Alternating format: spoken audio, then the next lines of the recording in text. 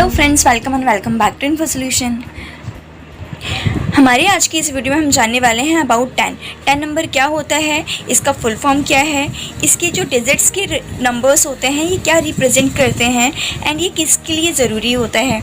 अगर ये नहीं लिया जाता तो पेनल्टी कितनी की होती है एंड अगर हमें इसको लेना है तो उसके क्या प्रोसेस हो सकते हैं और बहुत सारी बातें अबाउट द 10 जो आप लोगों को पता होना ज़रूरी है।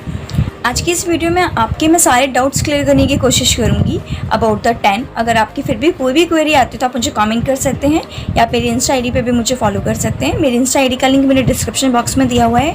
तो चलिए शुरू करते हैं बिना टाइम वेस्ट किए। सबसे पहले हम बात कर लेते हैं 10 number stands for tax deduction and collection account number. अब हम जान लेते हैं कि 10 नंबर होता क्या है। तो 10 नंबर 10 डिजिट का एक अल्फ़ा न्यूमेरिक नंबर होता है जो कि हमें इनकम टैक्स डिपार्टमेंट के थ्रू मिलता है। अब हम जान लेते हैं कि 10 नंबर के जो 10 डिजिट्स होते हैं वो क्या रिप्रेजेंट करते हैं। इस नंबर के स्टार्टिंग के 4 डिजिट्स जो हैं वो अल्फ़ाबेट होते हैं, देन उसके नेक्स्ट 5 डिजिट्स न्यूमेरिक होते हैं, देन उसके बाद लास्ट 1 डिजिट अल्फ़ाबेट का होता है। इसमें स्टार्टिंग के जो फर्स्ट 3 अल्फ़ाबेट होते हैं ये किसी भी जुडिशियल कोड को रिप्रेजेंट करते हैं। मतलब कि आपका 10 नंबर जिस जुडिशियल कोड जिस एरिया से इशू किया गया है उस कोड को रिप्रेजेंट करते हैं, सिटी कोड को रिप्रेजेंट करते हैं। देन जो 4th कैरेक्टर होता है जो कि अल्फ़ाबेटिक होता है ये डिडक्टर के कैरेक्टर को रिप्रेजेंट करते हैं, मतलब इंडिविजुअल है, HUF है। देन उसके बाद जो 5 डिजिट्स होते हैं जो कि न्यूमेरिक होते हैं ये सिस्टम जनरेटेड होते हैं एंड जो लास्ट अल्फ़ाबेट 1 होता है वो भी सिस्टम जनरेटेड होते हैं। अब हम जान लेते हैं कि 10 नंबर किन किन के लोगों के लिए ज़रूरी होता है, मतलब ऐसे कौन से लोग हैं जो 10 नंबर के लिए लायबल होते हैं। अगर आपकी सर्विसेज आप TDS या TCS के अंदर आती है या आप किसी का TDS या TCS कलेक्शन करने के लिए लायबल होते हैं तो उस केस में आपको TDS डिडक्ट करने या TCS कलेक्ट करने से पहले 10 नंबर को अप्लाई करना बहुत ज़रूरी होता है। इसके बिना आप किसी का TDS डिडक्ट नहीं कर सकते हैं या आप किसी का TCS कलेक्ट नहीं कर सकते हैं।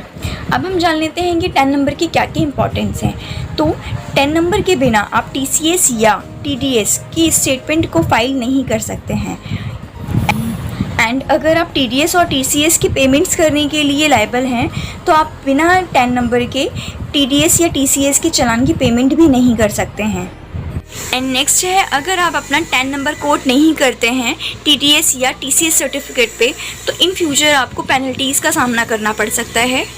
एंड लास्ट है, अगर आप TDS या TCS का कलेक्शन नहीं करते हैं तो आपके लिए IT से रिलेटेड फॉर्म को सबमिट करना एंड कलेक्शन करना इम्पॉसिबल हो जाएगा।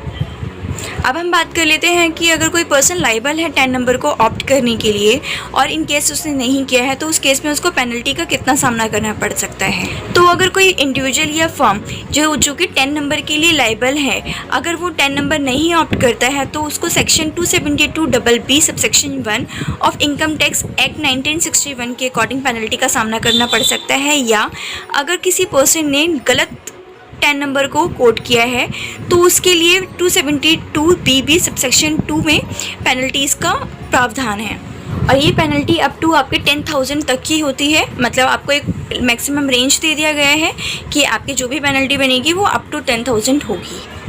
अब हम जान लेते हैं 10 नंबर के एक्सेप्शंस की, मतलब ऐसे कौन सी सेक्शंस हैं जिसके अंदर TDS डिडक्ट करना तो ज़रूरी होता है बट 10 नंबर उसके लिए ज़रूरी नहीं होता है। तो ऐसे सेक्शंस हैं 194IA, 194IB एंड 194M।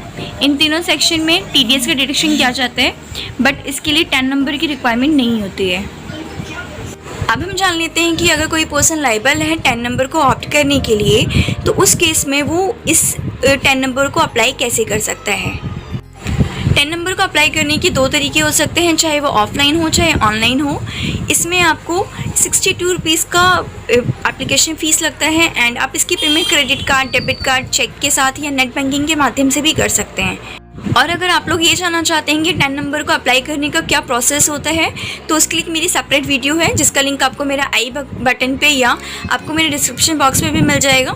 आप चाहें तो वहाँ से देख सकते हैं। ये बहुत ही सिंपल प्रोसेस होता है, उसके लिए स्टेप बाय स्टेप मैंने आपको समझाया हुआ है, आप जाके उसको रेफर कर सकते हैं। एंड उसके बाद भी अगर आपकी कोई भी डाउट या क्वेरी आती है तो आप मुझे कमेंट करके पूछ सकते हैं। तो आज की वीडियो के लिए बस इतना ही, मिलते हैं हमारी नेक्स्ट वीडियो में। Thank you for watching.